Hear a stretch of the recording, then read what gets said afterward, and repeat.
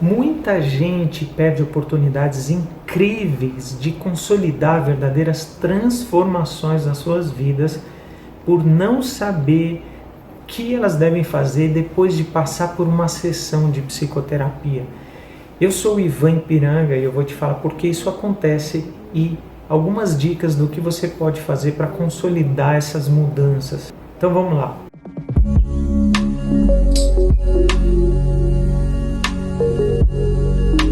Todas as vezes que você produz em sessão mudanças de crenças, de paradigmas, novas formas de pensar, de trabalhar, você abre portas, você desbloqueia algumas coisas dentro da tua mente, você cria novas redes neurais. Acontece que as novas redes neurais ainda são fracas, elas não são a prioridade do caminho que o teu pensamento, que as tuas emoções vão fazer, né? E nem tá forte o suficiente para que aquele hábito novo seja implementado.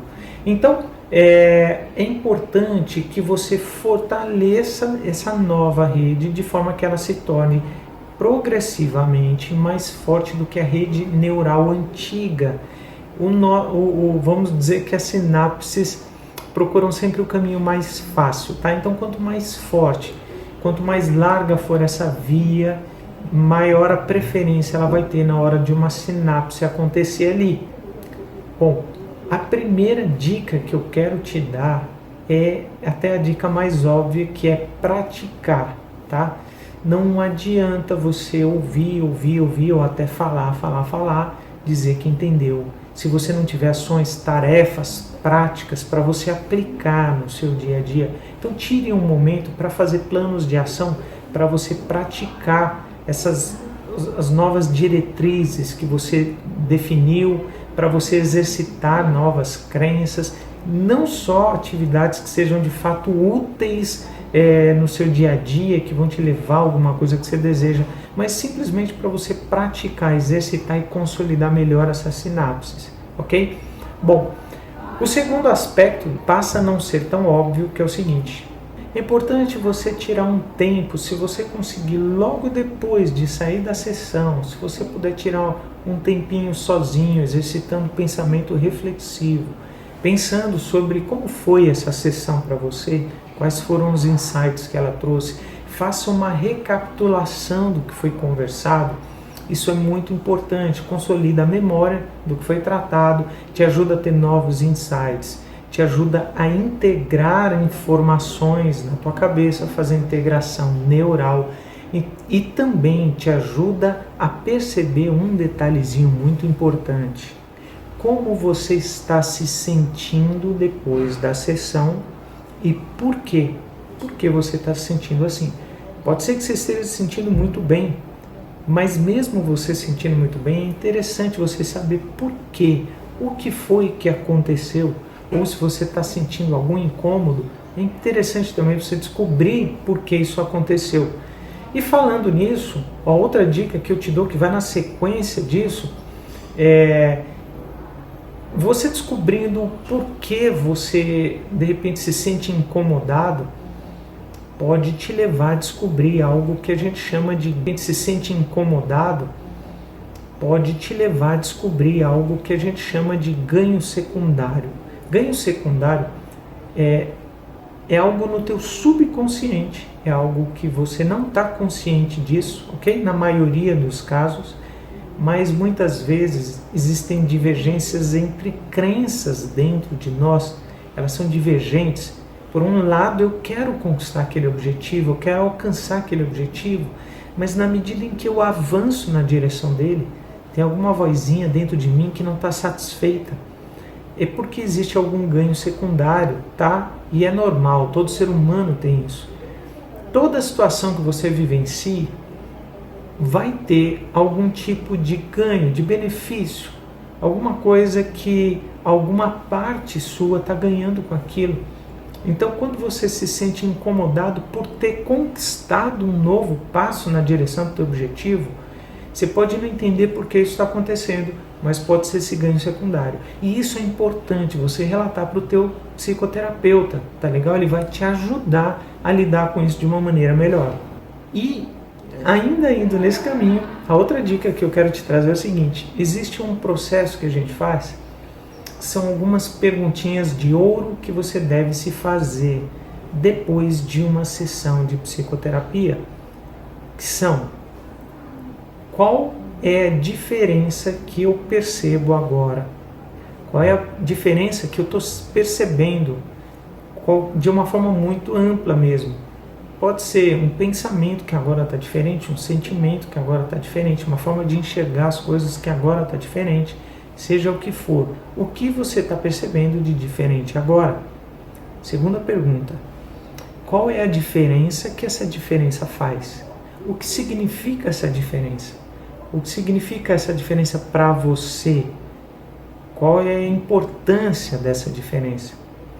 E ainda você perguntar mais uma vez: qual é a diferença que a diferença da diferença faz? Ou seja, qual é a diferença disso sobre a sua questão que você levou para tratar, sobre o teu objetivo, sobre o problema? Eu não gosto muito de usar essa palavra, mas vamos lá. Qual é a diferença que essa diferença vai fazer sobre a questão que é o foco da tua terapia?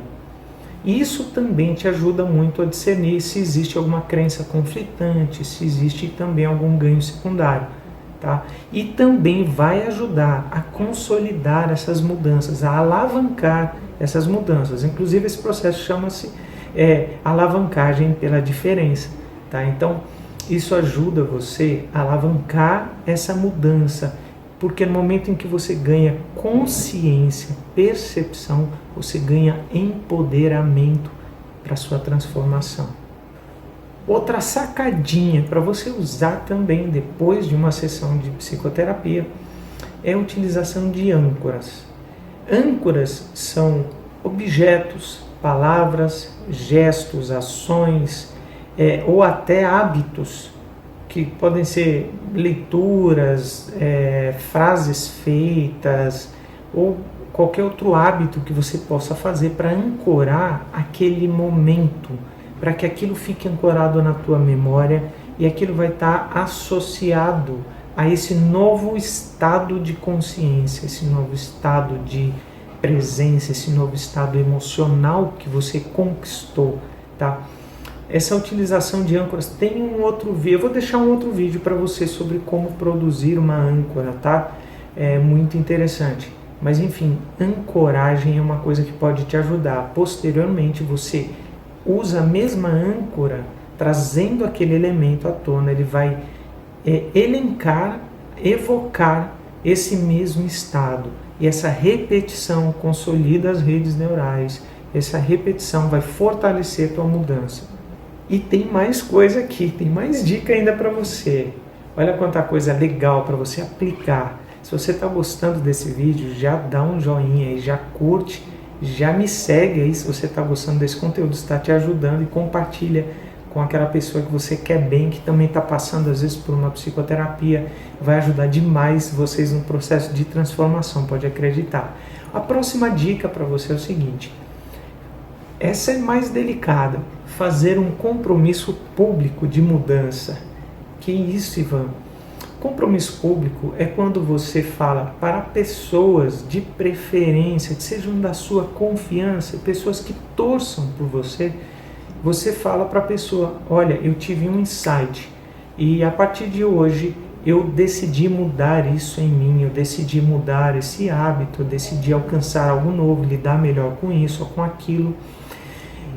Antes de você fazer um compromisso público desse, lembre-se que para tomar cuidado com aquela coisa do a partir de hoje nunca mais ou sempre, cuidado com essas generalizações para você não se frustrar também, porque nós passamos naturalmente por processos de remissão, de recaídas, de retomadas, de crescimento, enfim.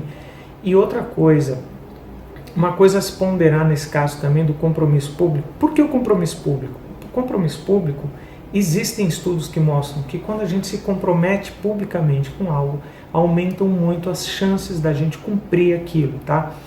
Agora, é necessário ponderar justamente pelo risco da perda de confiança dos outros em você, no caso de você não conseguir alcançar aquilo ou manter aquilo, e até o que é pior para mim, que é o risco de perda de autoconfiança, tá? Então só pondere essa questão e procure fazer esse compromisso diante de uma pessoa que torce por você, que gosta de você, tá? Ainda tenho mais dica aqui para você. Outra dica fortíssima para você é você praticar mentalização daquilo que você decidiu fazer. Eu comecei o vídeo falando de planos de ação, de você colocar em prática, mas muitas vezes, até antes de você colocar em prática de verdade, de estar exercendo alguma coisa, fazendo alguma atividade, você pode exercitar mentalmente por exemplo, alguma situação que você precisa aprender a lidar melhor. Você pode ensaiar essa situação mentalmente diversas vezes, imaginando sempre, obviamente, a tua melhor performance, como vai acontecer. Você dessa forma está ativando as mesmas redes neurais que seriam ativadas se você estivesse de fato fazendo aquilo. Até porque tem muitas coisas que não dá para você ficar praticando, né? Se você quer melhorar a tua posição diante de um conflito, você não vai criar um conflito só para exercitar isso, né? E por fim, a última dica de ouro para você, que é fantástica também, é você fazer um diário de terapia.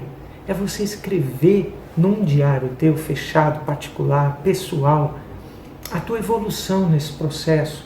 Escrever tuas emoções, os insights que você tem, as coisas que você está aprendendo, até porque você depois consegue revisar tudo isso, consolidar melhor essas memórias e você consegue organizar as ideias melhor, as emoções, porque quando a gente coloca as coisas em palavras, a gente é obrigado a ordenar os sentimentos, emoções, pensamentos, colocar ordem nisso. E aí, você gostou dessas dicas? Se você gostou, deixa o teu comentário. Se você tem outra dica para dar também, coloca aqui embaixo. E se te ajudou de alguma forma, dá o teu joinha aí e assina o canal, tá? Tô te esperando no próximo vídeo. Um abraço, fica com Deus.